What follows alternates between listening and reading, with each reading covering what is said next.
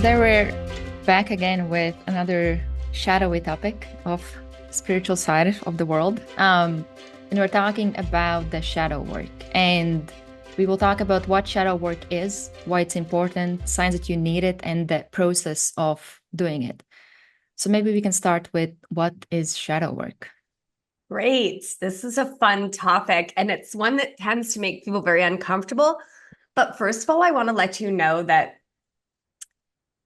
this is something that everybody can really use as a tool for massive expansion. And other words for shadow work, first of all, are blind spots, is often what we call it when I go into corporations and do corporate coaching. We call that blind spots. In spirituality and self-help, it's called shadow work. But let's look first at what creates it. And that's going to help me explain what it is so that we understand it without fearing it. So remember some of our initial episodes where we talked about how our self-concept is created in childhood. So again, to refresh our memories, or for those that are just tuning in, although I would definitely recommend going back and doing a deeper dive in our earlier episodes, love and belonging is the number one need of the human species. But because we live in the emotional dark ages, we're confusing fitting in with love and belonging. So in childhood, we look at which parts of our personality get praise or allow us to feel closer to others and which are rejected. So then what happens is we take aspects of our personality and we deny, disown, reject, disidentify, and disapprove of them. Say I have a part of me that is very sensitive and a part of me that's very dramatic. And in childhood, somebody says, stop being so dramatic. And I go, it's bad to be dramatic. I won't be loved if I'm dramatic. So I take my super exciting dramatic part and I go, you are out of here. And I toss her away. And somebody says, why are you crying all the time? You're too sensitive, which is definitely both of those things that definitely happened to me. And I'm like, oh, being sensitive is bad and I want to fit in. So my authentic part of sensitivity, it's out of here too. And those go to the subconscious, but those are authentic parts of me. So what happens now? I'm going to refer back to our episode about needs. And here's the thing about needs. We either meet needs directly or we manipulate to get them met. That's the options, right? So if we feel like we need appreciation or admiration, we might start fishing for compliments, or we might start being passive aggressive, or we might start criticizing others, or we might, whatever our strategy is.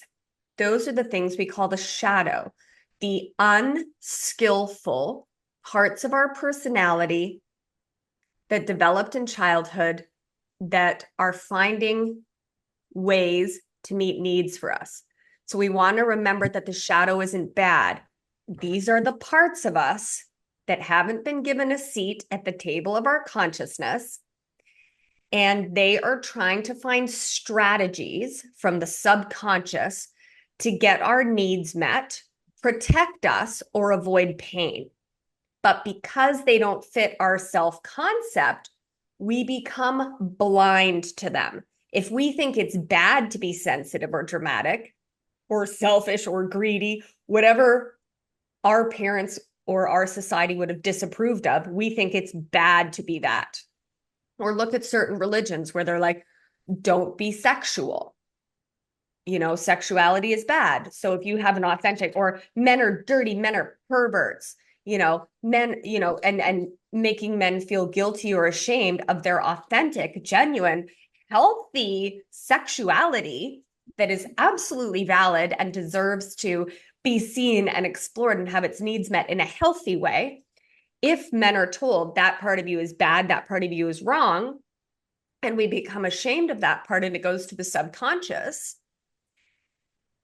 then it might develop strategies to get that need met or shut down or deflect or whatever, because we're not allowing that part to have a seat at the table. So then it becomes pissed off. And if we're not giving it a seat at the table, if we're not letting it have a chance to hold the talking stick, it comes up with these strategies, well-intentioned strategies to get its needs met. Let's look at a different example. Say you in childhood were not accepted for who you are, and your truth was not okay. Like you were not allowed to be authentic because you would have been disapproved of for being yourself. But you were taught liars were bad. And so you didn't want to be a liar, but the only way that you could get your needs met or be accepted was by hiding certain parts of your truth or lying. But then because you think lying is bad, I have literally had clients, and I don't mind, lie to me to prove how truthful they are because they think lying is bad. Which, I mean, it's not an optimal strategy, but it's more about, again, what would have been approved of and what would have been disapproved of.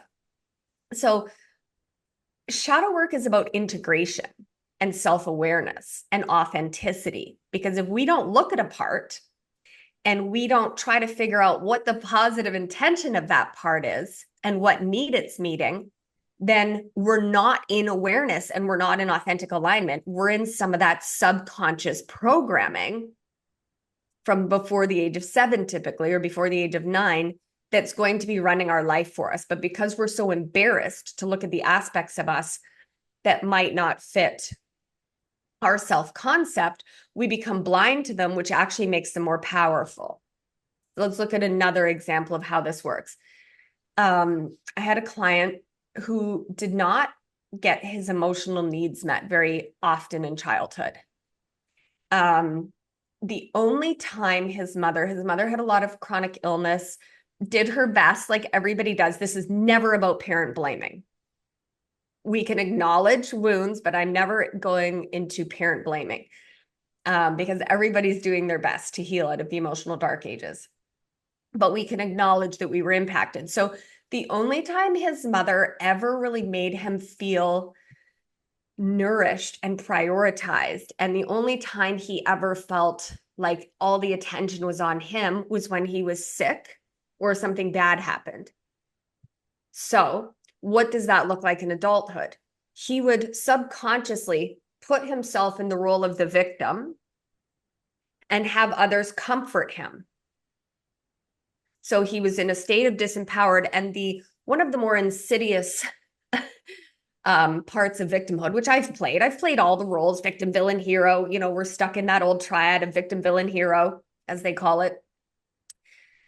The problem is when you perceive that the best way to get your needs met is by being the victim. The problem is that you're always going to place somebody in your life as the role of the villain, whether they are or are not. So in order to get that need for closeness met from others, he would find strategies to become the victim, make other people the villain so that he could triangulate with people to get comfort. So is that great behavior? No. We might call that shadow behavior or embarrassing behavior. But that part of him was really trying to help him get his needs met. You know what I mean? Like the shadow, as we were calling it, or the blind spots, they're not bad. They're not wrong. They're not horrifying. They're not, I mean, sometimes they're ridiculous and inappropriate and suboptimal, but they have positive intentions. And when a lot of people do shadow work, they look at that and they're like, oh, I'm passive aggressive. I'm a bully. Oh God, that's terrible. I have to get rid of that part of me. And they take that part. They're finally brave enough to look at it, because it takes bravery to look at that. We all have it. You're either brave enough to look at it, or you're walking around protecting your self-concept, impacting others with it. That's your options. So when they look at it, they go, ooh, that part of me is terrible. It's out of here. I'm getting rid of it. And they throw that part away. Or I had a client who's like, I take those parts out and I bury them in the desert, like ceremoniously. And while I understand that, I think it's more helpful to remember that those parts also need the love and belonging. That was the need that caused those parts to develop in the first place. So throwing them away or judging them or making them bad or wrong or being ashamed of ourselves is trying to fix it with the same energy that caused it. So instead, it's like, whew, I am a bully.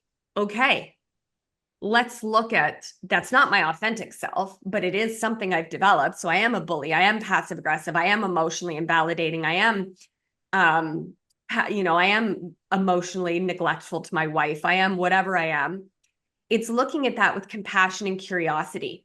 And because doing shadow work or blind spot work, or as we call it in our methodology, eating a shit sandwich, it's not pleasant. It feels uncomfortable, but that is actually the best way you can level up in this game, in this simulation, in this virtual reality, in this incarnation. That's how we level up. We look at, oh, I'm a martyr, I'm a self-sacrificer, I'm greedy, I'm selfish, I'm this, I'm that. And when we can own those qualities or claim those qualities or look at those qualities without becoming triggered, that's actually how we level up. That's one of the fastest ways to enlightenment or fulfillment or your most magnetic masculinity. But the brain, of course, we're ashamed of those parts. So that's why if people want to refer back to our episode on eating a shit sandwich, one of my strategies in the magnetic masculinity blueprint that I channeled or downloaded or created over 4 years is training our brain to welcome self-awareness opportunities. And that's why we celebrate it. So I have clients that'll call me and go, I was bullying the CFO at work. And I'm like, that's amazing. I'm so proud of you. Let's look at why you were doing that. Let's look at what need it was meeting. Let's heal that like a boss, level up, and be accountable for how you've been impacting others, and then grow.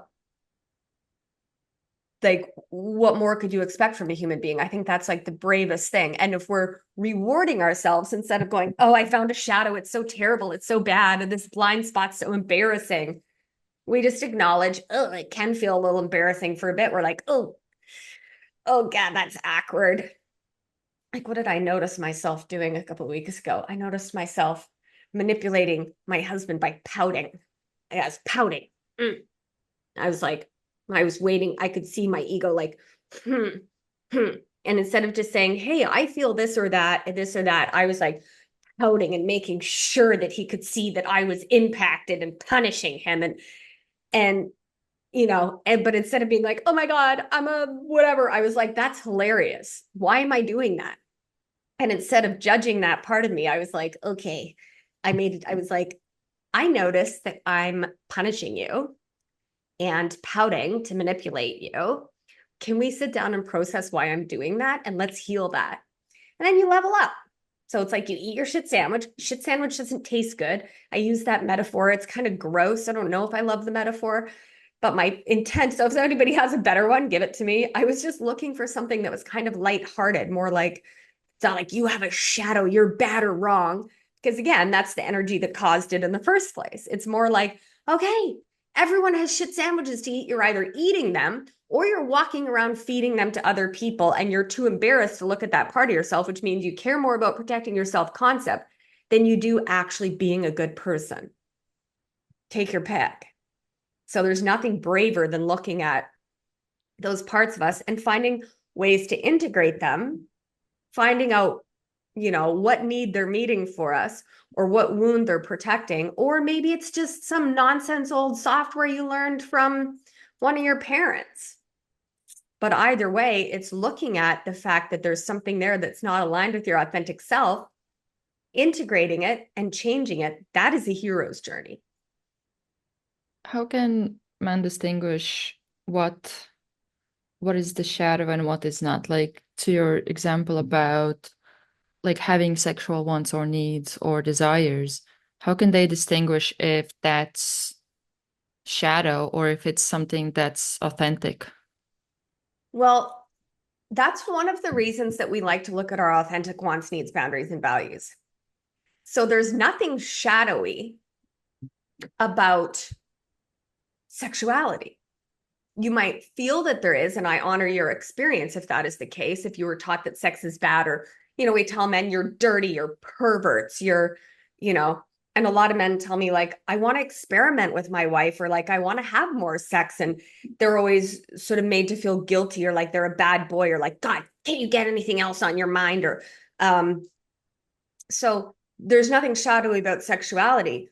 But if you're not meeting that need directly in a healthy way, so you can find healthy ways, like, let's have a fun, like, grown-up night. Let's do some tantric sex workshops. Let's, how am I treating my wife? I tell people how to have better sex in most of my couples coaching, and it's really not that hard. It's being honest, being open, and treating each other like desired, admired, adored, appreciated, being curious, being compassionate, and experimenting and exploring.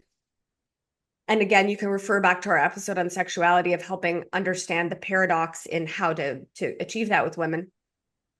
But if you're not getting that need met, or you don't have a relationship where you feel safe, or you're not choosing to communicate your needs, and then you're spending time cheating, or spending a lot of time on pornography sites, or withdrawing from your wife and punishing her emotionally and withdrawing love, or being passive aggressive. So you see, there's nothing wrong with the need. It's, are we meeting it directly in a healthy way that is within everybody's boundaries, or are we becoming manipulative? Like, fine, I'm going to not send her flowers anymore. I've talked to partners and she's like, haven't had sex with my husband in 6 months because I just can't stand the sight of him, or I'm punishing him. And I'm like, well, you're not having sex with him. Somebody probably is. Or he's not getting his need met and he's shutting down, and then he's not wanting to help out around the house, or he's being more passive aggressive, or he's watching more sports, or, not, and then neither person is to blame. It just becomes sort of like a negative feedback loop. But again, so it's not the sexuality itself. It's, are you in a partnership with somebody who has compatible sexual preferences, without making them violate whatever their boundary is, and making sure that you're meeting their needs. And it's not just, my wife has to meet my needs, and what are her needs? But yeah, or we can think of certain religions where men are told that sex is bad, sex is wrong, sex is sinful, sex is dirty. They're never allowed to have that. Let's maybe look at that might play a role in what we've seen in certain, like the Catholic Church, for instance. It's, if you completely deny somebody one of their authentic needs and tell them that that's bad, wrong, dirty, or shameful, and they just throw those parts of themselves away in order to be good and be worthy of God's approval and be worthy of whatever, then sometimes that part gets so activated in the subconscious, it's not given a seat at the table. It's not given a chance to hold the talking stick. So it does a hostile takeover of the talking stick and facilitates some of our less adorable behaviors. Now, that would be an extreme, really horrific, obviously, example of that. But the more common example would be she's not getting her emotional needs met, so she doesn't want to have sex. He doesn't get sex, so he's not getting his sexual needs met, so he's either meeting them with somebody else. That's very shadowy behavior. Spending a lot of time on pornography sites that he could be spending with his family, and hiding that from her and concealing in marriages is not helpful. Or he might be passive aggressive, or he might be resentful, or he might be emotionally withdrawn, or he might spend all of his time adoring his car and ignoring his family. So it's more about, am I authentic and honest and self-aware about what my needs are and what my wants are and what my boundaries are and what my values are? And am I meeting those needs face on in a healthy way? Or do I have strategies from the subconscious to manipulate? Another example of a subconscious strategy would be, there's nothing shadowy about wanting to feel safe. But if we didn't feel safe in childhood, say there's a boy who was really, his dad was really rough on him and really like, suck it up, son, you got to be tough, don't be a sissy, boss up. And he felt really insecure, and he wasn't allowed to be sensitive, and he wasn't allowed to be authentic and get his needs met.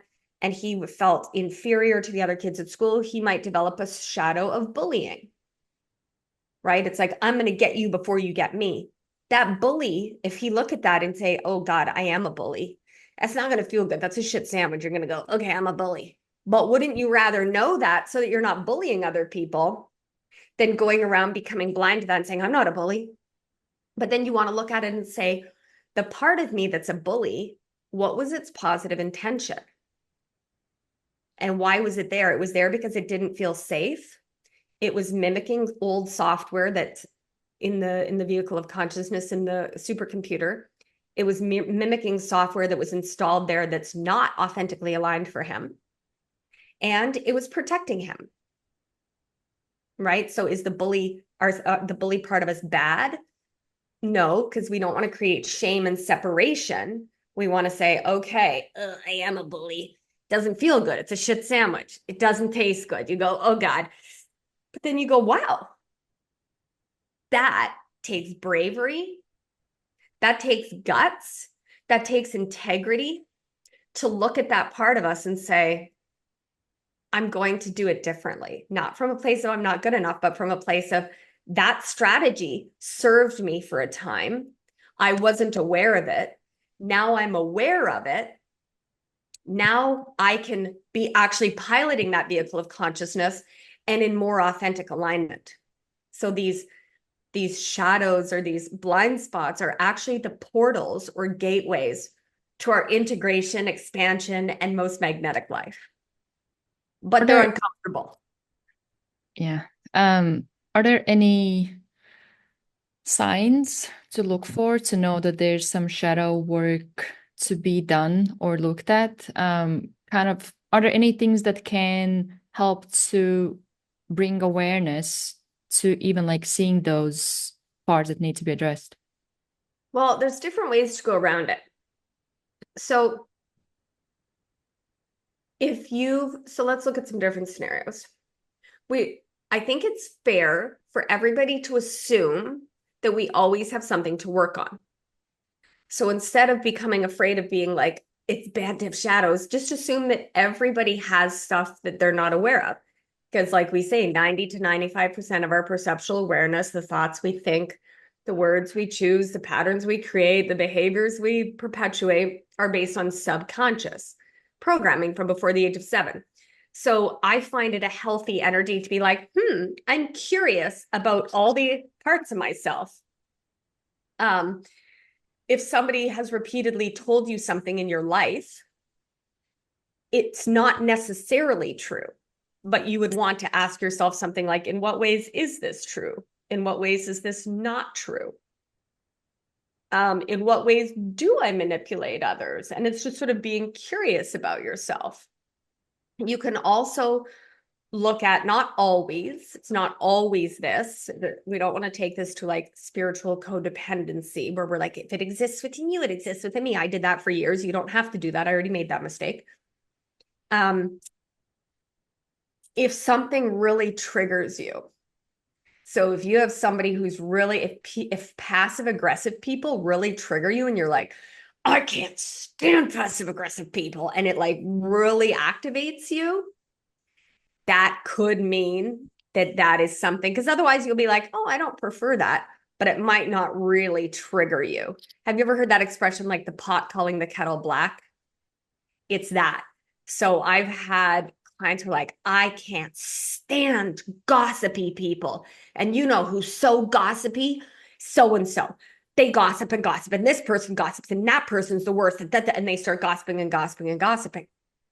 So you might want to look at, what are the things that you really get triggered by in others?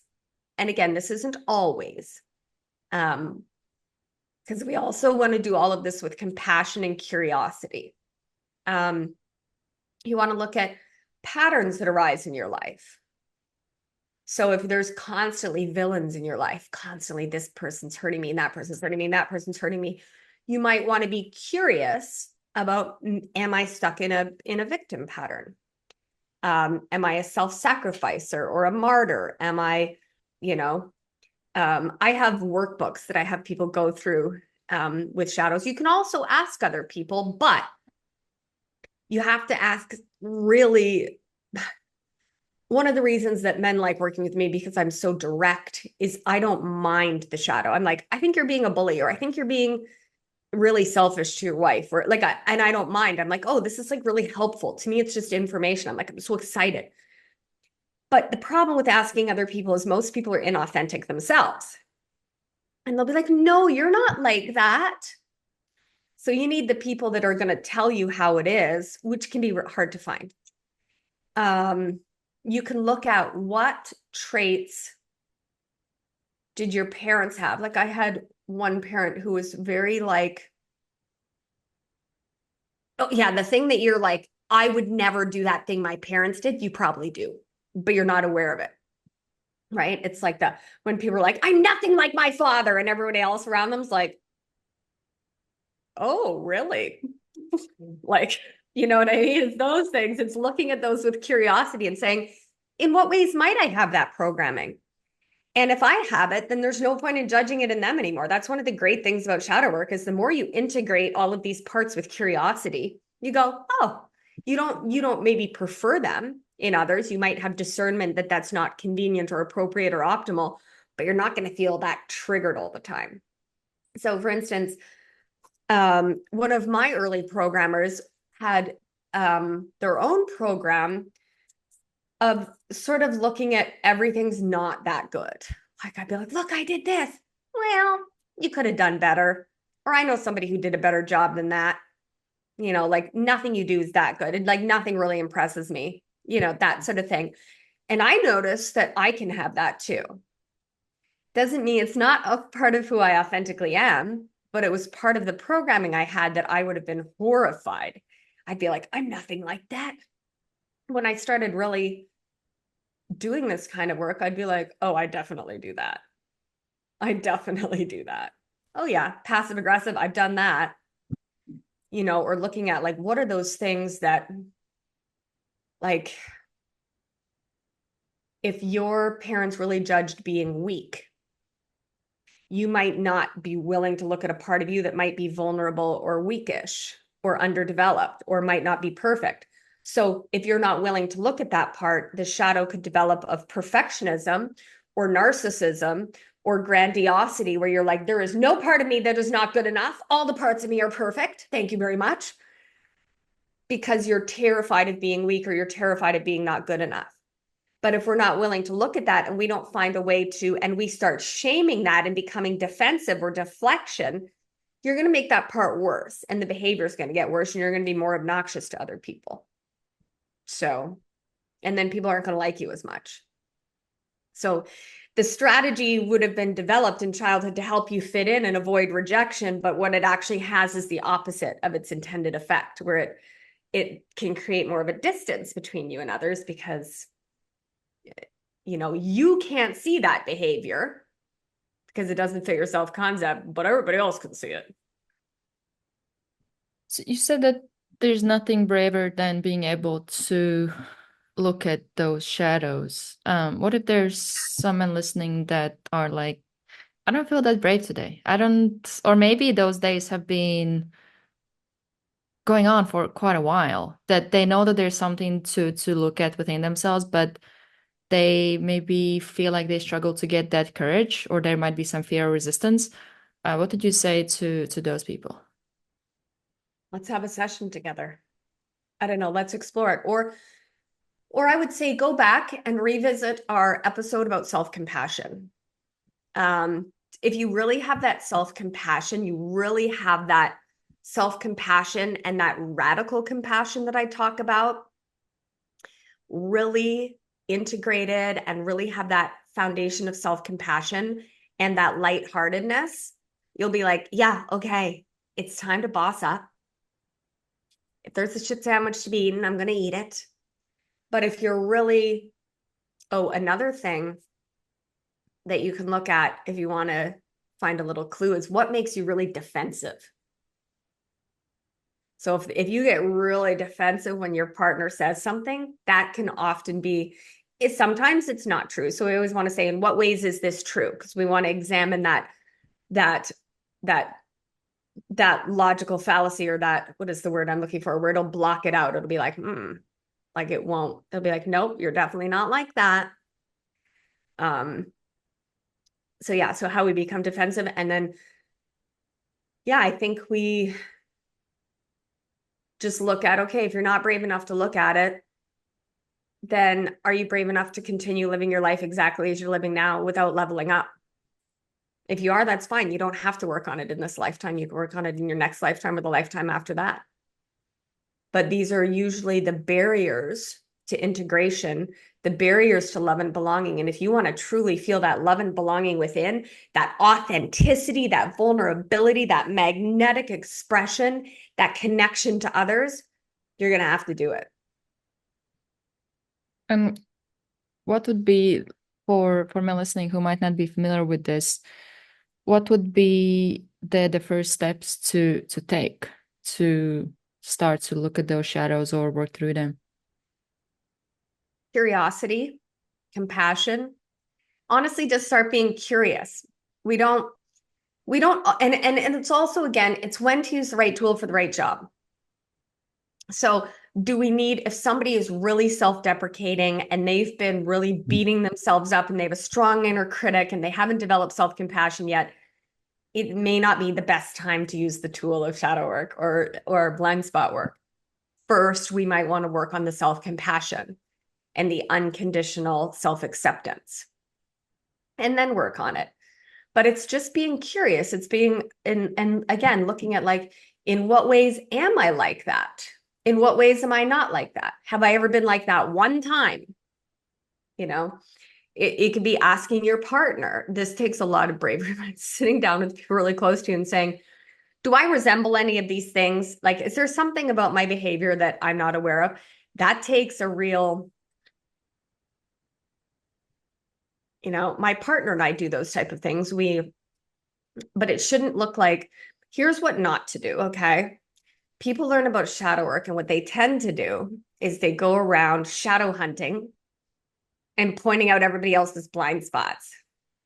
You need to work on your passive aggressive. You're a bully. You're emotionally neglectful. You're a bad father. You're that. They love to, then they go around loving to feed everybody else shit sandwiches. So remember, unless somebody's asking you to feed them a shit sandwich, it's not helpful, because you'll probably just increase the shame that caused that behavior in the first place. So remember that it's always about working on ourselves, not working on ourselves from a place of I'm bad or wrong or a failure or not good enough. It's working on ourselves with curiosity and compassion, because energy, by the very nature of energy, always moves, and we're either evolving or we're de-evolving. There's no stagnation. So if you're not evolving, which means you're going from here to here to here, which means there's always something to work on, that's a growth mindset, then chances are you're de-evolving or you have a lot of blind spots. And you can also tell by how other people react to you. Does everybody sort of fear you and go like, yeah, you're the best, because they're kind of like afraid of your temper and they won't say anything to you? Or are you just genuinely nourished by all the relationships around you? How frequently do you get triggered? How frequently do you feel upset or agitated or annoyed or defensive? How often you feel defensive or anxious or annoyed or misunderstood? Misunderstood is one. I'm going to write down the word misunderstood. I also want to write down the word intentions in case I forget. So if you often feel misunderstood, it might mean that your behavior does not align with your self-concept. And that's okay, because behavior and personality can be switched. And a lot of those traits are not your authentic self. They're coping mechanisms. They're protector personalities. They're a little 7-year-old boy wearing a suit of armor and a big floppy soldier's helmet with a big plastic sword going, get out of here, buddy, because he's protecting the little boy behind who's like, help. I just want my mommy, and I just want somebody to tell me everything's going to be okay. But it's harder to access that. So there might be an angry person in front. Anger can be a way to avoid sadness. Like, there can be all these different things. And if you find yourself saying, why is that person upset? It wasn't my intention to hurt them. intentions are a barrier to self-awareness. What's less important, it is important. Okay, so it is part of the importance. If we didn't intend to hurt people, that's great. If we are intending to hurt people, then we have more shadow work to do. And that's okay too. It's not optimal, but that means there's some really crappy software that we need to get rid of. So if you are intentionally hurting people, that's a whole different conversation, and we'll work on that. But if we don't intend to hurt people, but people often we feel like we're misunderstood, or people are hurt and we're like, I didn't intend to, that's a really good KPI. You have some blind spots to work on. Because imagine somebody does something that really impacts you negatively, and they say, well, I didn't intend to hurt you. That doesn't necessarily make you feel better, right? It's more like, I impacted you, and here's how I'm going to do better. But if you notice that you often feel yourself like feeling like I'm misunderstood, people don't understand me, it wasn't my intention, that can be a very helpful sign that there's a misalignment between our authentic self and our self-concept and the behaviors or strategies that we have developed in life to protect ourselves or meet needs. There's a lot of talk on the planet right now about self-awareness and authenticity, and for good reason. Self-awareness and authenticity are probably the two most important goals for humanity to evolve out of the emotional dark ages. And shadow work or blind spot work is such an important part of self-awareness. If we're not aware of self, if we're not aware of the ways that we're awesome, if we're not aware of what we need to work on, we're not self-aware. But we often don't want to become aware of the parts of self that don't fit our self-concept. And that's another reason that shadow work or blind spot work is so helpful and so nourishing to help us become aware of self.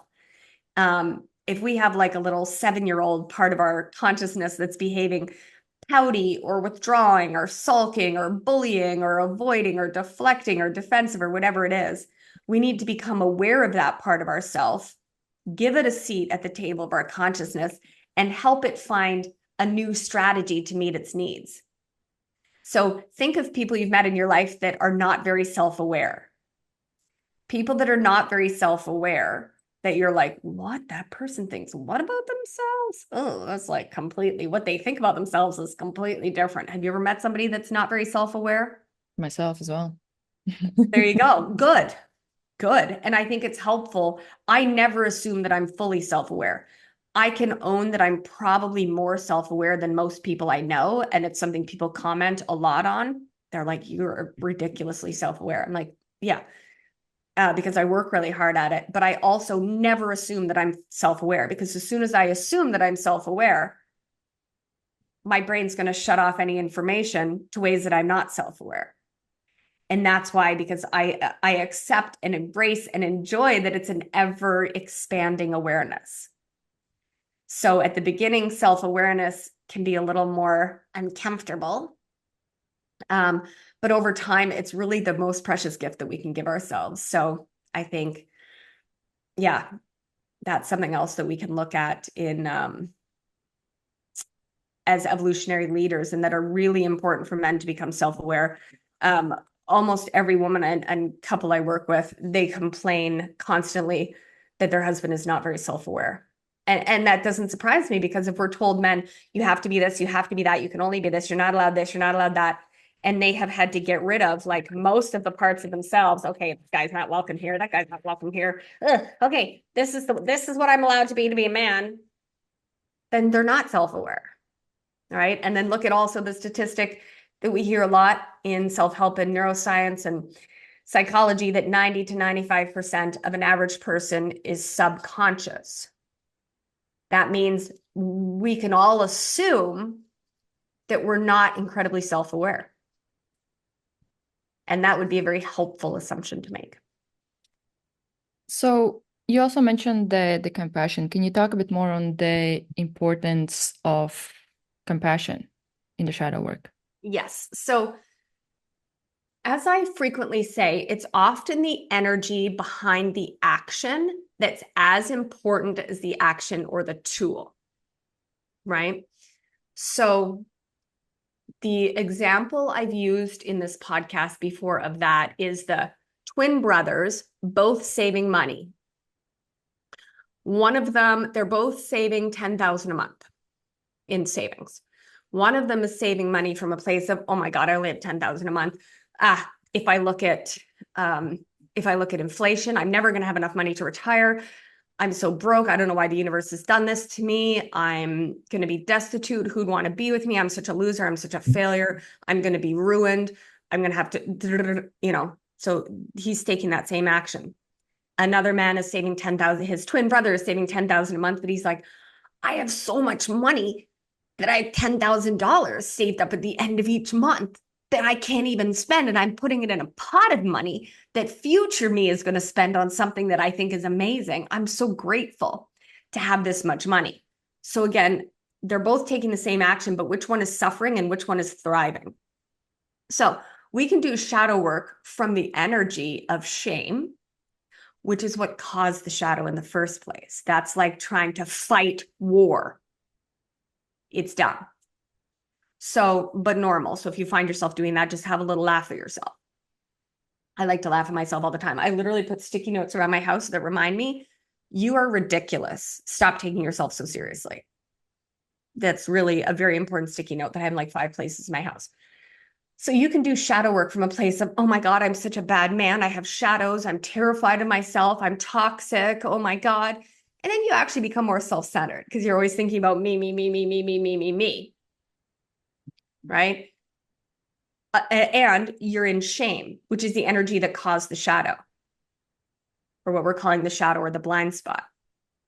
Do you see how that's? Or we can do it from that foundation of self-compassion where we're like, I'm amazing. I approve of myself and love myself unconditionally. Because of that, I want to continuously grow into the most aligned, authentic version of myself. And what else might I work on? Not from a place of like, I'm not good enough yet. I'm not good enough yet. I'm not good enough yet. It's a yes, and I am good enough. I am worthy of approval. I am a limited edition, one of a kind fractal of source consciousness. I am amazing. I am worthy. And because of that, I want to see what else I can do. So do you see, does that explain like that sort of that difference of energy? Then it's more like a fun, like I'm becoming more and more the amazingness of myself rather than I have to do this, this, and this before I'm worthy of love, approval, acceptance. Is it also like partly that curiosity versus judgment approach? Yes, it's curiosity. Instead of, again, ooh, gross, there's a shadow, out of here. It's more that, why am I a bully? Am I a bully? Why am I like that? What need is that meeting for me? How can I thank that part of me for doing its best, but say, okay, from now on, we're going to try a different strategy. Another perspective of looking at this is, so if you have a self-concept, for instance, of being a good father, for instance, okay, good father, good husband, totally valid. But I have had this conversation with many men, and I'm like, do you want to be a good father, or do you want to feel like a good father to avoid the shame of feeling like a bad father? Those are very different scenarios. Because if you actually want to be a good father, wouldn't then logically we seek out any ways that we're not doing or that we could do a better job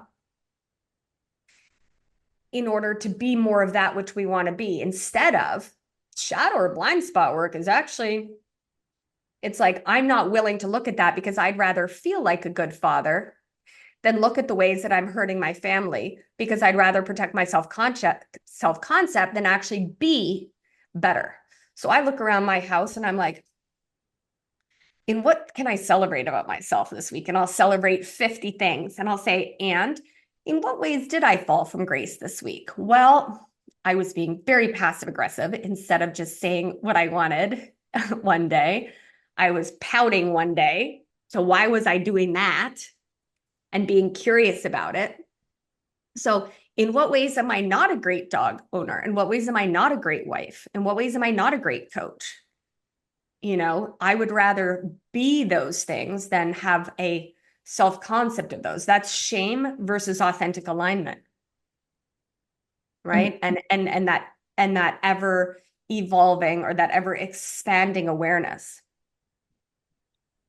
and as we're speaking on masculinity, how does shadow work maybe supports men's journey towards their magnetic masculinity? In every way, because that's actually how you level up. And if we don't look at those parts and we don't give them a seat at the table of our consciousness, and we don't find healthy ways to meet their needs, then you are not going to have love and belonging within your own internal structure. And then you're never going to feel or perceive it in your external reality, right? Because a lot of how we perceive our reality is projections or information about what's going on in our subconscious. So if we want to be piloting our vehicle of consciousness effectively, and we want to have delicious relationships, and we want to be in authentic alignment, really the fastest way that people can level up in this game is by eating their shit sandwiches or looking at, but also owning your awesome. You have to own your awesome and own your shit without making either of them mean anything. They're just information about what is working and what's not working. Are there And some self-awareness and authenticity are absolute necessities for magnetic masculinity. And if you are too afraid to be self-aware and you're not being authentic and getting your authentic needs met, you're not going to have a fun, fulfilling life, and you're not going to become that magnetic energy that is absolutely available and which every man is worthy of. Anything else is just misinformation, crappy software, old coping mechanisms. It's not who you are. You are divine. You are aligned. You are a perfect soul that was born onto this planet. And now you have stuff to work on. So do you want to, like, literally, I had a good spicy session with a client who got really upset, which I don't mind. I accept all of my clients, all of their feelings and all of their states. He was very angry, which is valid. I'm not afraid of anger. He was very angry with me challenging on the ways that he was not being a great father. Right? Think about that. So again, do you want to be a good father, a good CEO, a good wife, or do you want to feel like one to avoid shame? Don't judge yourself which one you're at. That's just something to notice and be curious. Oh, good. If I want to actually transition and bridge that gap between achievement and fulfillment, I'm going to have to get uncomfortable. Again, that's our bicep metaphor. If I go and I lift weights and my bicep starts getting really uncomfortable, shit sandwich, uncomfortable, you can make that mean you're growing. You can make that mean you're leveling up, no different than lifting a hard weight in the gym. Or you can stay the way you are. There's no harm in that. But it's probably going to prevent you from experiencing your most delicious, amazing relationships in your most magnetic life. And that discomfort passes. It's you eat your shit sandwich. You go, oh, I'm a bully. Oh, that's embarrassing. Oh, I'm just like my father. I'm critical. Oh, I'm really hard on other people. Oh, I'm passive aggressive. Okay, that's uncomfortable. But then you don't have to be that anymore. You can't beat yourself up for what you did when you didn't know. By the nature of being a subconscious behavior, it's below the level of your awareness. It's only once you become aware of it that you have the free will choice to decide if that part of your personality is helpful for your authentic alignment or if it's just no longer what you prefer. So you're in awareness. That's empowerment. But it's the shame that makes us not want to look at it, which again means that we're protecting our self-concept over being that which we want to see ourselves at. It's doing instead of being. we touched on like what shadow work is, and I think it might be valuable to talk a bit on what it's not, or maybe some misconceptions about it, if there's any. Yeah, you've hit a couple of them. already. One is that it's a bad part, or that it's bad, or it has to be scary and awful. When I do shadow work with people, I really do it with so much love, so much compassion, so much curiosity, so much nurturing and support and encouragement and celebration. And and you'll start seeing the results. You'll experience the results. You'll feel lighter. You'll feel less triggered, less reactive. People will like you more. You'll get along better with people. You'll feel less defensive. It's so worth it for that little bit of discomfort. It's also not the only tool. So again, we don't want to just go around shadow hunting and just being like, oh, I'm terrible. I have to work on this. I have to work on that. It's more, I just think it's a better balance with, I'm awesome. I don't need to do any of these things to be worthy of love. But am I behaving in my divine alignment and authentic alignment and piloting this vehicle of consciousness with a fully charged heart battery and a healthy emotional navigation system? Or am I running some old software that's, am I perpetuating? Another thing is looking at it as, another way to look at it is ancestral trauma. So my dad was a bully and my dad was critical, so I'm critical and I'm a bully. Like men can look at that, or, was my dad like this and am I like this? Or is my mother like this and I'm like this? So at some point, when we incarnate and we see some of these patterns, suboptimal entropic patterns in the collective, it's a hero's journey to be like, wait, okay, that's been going on and on and on. I think I can go right in there. It'd be like looking at a country that's struggling and being like, okay, do I want to help out in this area and this area? Do I want to help people with food and water? Do I want to help them with disease control? Do I want to help them with clothing? Do I want to help them with whatever? Sometimes a soul will choose to incarnate into a particularly challenging family line as a hero's journey to say, okay. So I remind people that not only are you healing something that's not your fault, but it is your problem, but you might be healing it in your entire family line. And that ends with you. That's bravery. That's evolution. That's a hero's journey. That's how you level up in the game. And you're not only healing it within you and your family line, you're healing that in the collective consciousness. And you're going to impact other people differently. And I just think that's a beautiful thing. And just necessary as we evolve out of the emotional dark ages. Because in the emotional dark ages, we didn't know how to get our needs met. We taught people things that made them be ashamed of their authentic parts. So I thank everybody out there that's willing to look at these things and willing to do it a little bit differently. And yeah, it's not about being worthy of approval. It's about behaving more in alignment with our authentic divinity. Is kind of two-part question. How to know if you are progressing with shadow work? And then second If you one, are what, sorry? if you have progress, if you're like getting better, Okay. if there's any like improvements. And second one would be, is there any finish line? Okay. So you'll know you're getting better partially by how people around you react to you.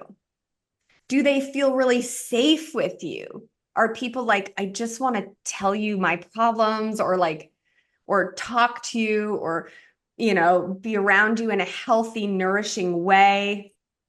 You'll notice by how frequently you get triggered, upset, reactive, pissed off, defensive, deflective, how often you're in judgment. Those are the ways you can know. Those are all KPIs. And you'll feel lighter. Like I love going through I have processes that I take people through where I'm like, what are like the 5 things you would never want to be called? Things that are like, that really trigger you. And then we find a way to own that. Like for me, one of them was, I never want to be seen as greedy. Like for some reason, that for me would just be like, look how generous I am. I'm not greedy.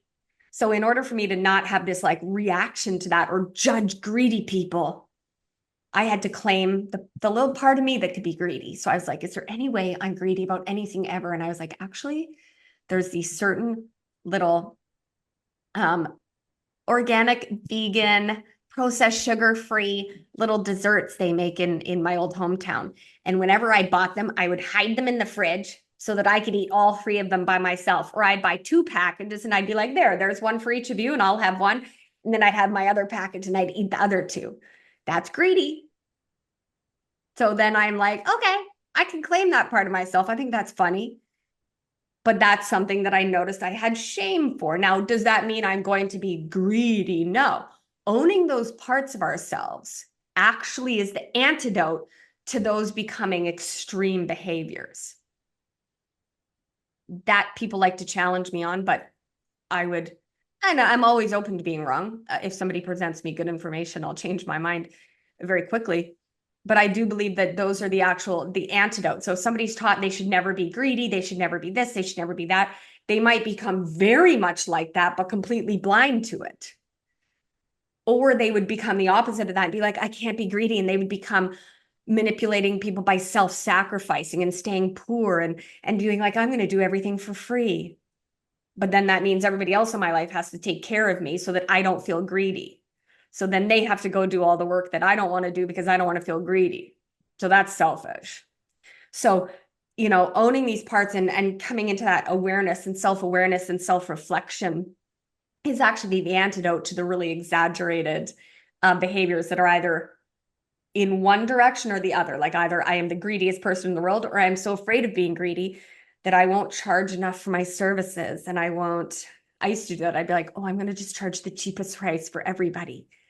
Okay, well, that means then my partner has to pick up all the slack. You know what I mean? Like because I don't want to feel a certain way. And then I'm going to be annoyed, going around being triggered and annoyed and reactive anytime that person's greedy.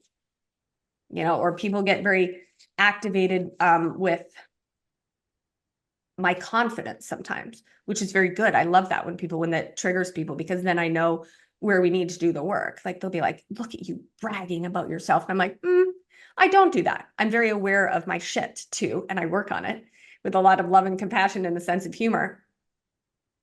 But I can own my awesome. So it's owning my awesome and owning my shit without making either of them mean anything. And that is actually the antidote to that superficial grandiosity, bragging, I have to be better than everybody else. So people see that in me and they're like, oh, is she like that? I'm actually not. I'm in the antidote of that. So people either be, so bragging and so like, I have to be the best. I'm better than you to feel good enough. I own my awesome, so I don't have that shadow. I own my shit, so I don't have that shadow. You know what I mean? And I'm not in a place where I'm like, I have to be better than that person because I'm afraid of not being good enough. I'm like, I'm awesome. Like, I'm really proud of myself. These things, I could definitely use some work and I'm going to work on them. But I'm awesome. And because I own that, I can see the awesome in you. And I can see the awesome in every man I meet and every woman I meet and anybody anywhere on the gender spectrum that I meet. I'm like, by stepping in my light and my power, I'm welcoming everybody else to step alongside me and do the same. And then as far as your last question, is it ever done? I mean, probably to some level, no. People don't like that answer. It doesn't mean you're going to have to do shadow work forever. It's not like that. It's more like, well, and the amount of shadow work you do has a lot to do with how healthy your attachment style was in childhood, how emotionally healthy your parents were, which again is not about parent shaming or parent blaming. It's just about evolving, noticing that that pattern existed and choosing not to perpetuate it with your children or in your work or in your marriage. And so some people probably have very little shadow work to do because they just didn't grow up having to manipulate to get their needs met, and they had very happy, healthy, supportive, nurturing childhoods. But because we're in the emotional dark ages, that's not most people's normal. And it doesn't mean that somebody at school didn't say to them, don't cry, you little baby. And then they're like, okay, I'll never cry again. Feelings are bad. And then they turn around being emotionally invalidating and emotionally traumatizing to women. because they start judging their own emotions. And if they judge their own emotions, they're going to judge her emotions, and she's never going to feel safe. And then she's not going to want to have sex with him because she doesn't feel emotionally safe. And then he's going to withdraw because and around and around we go because somebody said something to you in childhood. So yes, and again, we're either evolving, because energy moves. We're made of energy. Energy moves. So we're either evolving or de-evolving. Or as Tom Campbell would say, we're either lowering our entropy or increasing entropy. So we're either causing more chaos within ourselves and therefore those around us, or we're lowering it. Now, what over time, for instance, I almost never get triggered. I've eaten 796,000 shit sandwiches. I almost never get triggered. I didn't get triggered for years. Then I got married. And I discovered that there's a whole new layer of little bits of me and patterns that came up that I would have expected I didn't have for 25 years. And I'd be like, oh, she's back. I haven't felt that way since I was 16. So I'm being invited to do a deeper layer of healing. And I have the tools to do it. So it's very helpful. But I would say to people that over time, you're going to look at frequency, duration, and intensity. So over time, it's going to be less frequent, less painful, and you're going to integrate it quicker. Like for me, I'm like, I'm not passive aggressive. And then I'm like, wait a minute, I just got really defensive. Maybe I am. Oh, I was being passive aggressive. That's hilarious. Okay. I'd like to acknowledge that I was being passive aggressive to you. I no longer prefer that pattern. Here's what I'm going to do about it. What was my need? Oh, it was that I needed you to tell me I'm beautiful. So could you tell me I'm beautiful more often? Whatever it is. And I'm just like, bang. And I just kind of like integrate it, move on. And for me now, eating a shit sandwich is not that unpleasant. I'm just kind of like, oh, cringe, cringe, cringe. Oh, that's awkward. Okay, done. Whereas at the beginning, it might be like, oh my gosh, I'm a passive aggressive bully. I feel like I'm horrible. And then we end up spending a lot of time and energy beating ourselves up, which is actually just a self-centered way to use that time and energy, instead of just using that time and energy to analyze it, integrate it, have compassion, create a new strategy, and move differently, and acknowledge anybody you impacted before when you had that lack of awareness. So. All right. So that's shadow work. Anything you want to add? No, I think that's good. Yeah. If anybody has any questions, let us know. If that's something I do, monthly or bi-monthly live trainings. If that's something you'd like to learn more about, let me know. You can let us know down below. I'd love for you to hit like, leave any comments that if you have anything that you noticed about yourself and you'd like Austra and I to celebrate you, post it. Be like, I used to be passive aggressive, or I used to self-sacrifice, or I used to out, or I used to whatever. We'll celebrate you. Let's learn to celebrate each other and look at that in each other and start creating that collaborative environment where we can all heal and grow and evolve together. Yeah, I love that. And I look forward to your comments. Thank you. That'll be good. We'll see you next week. Bye.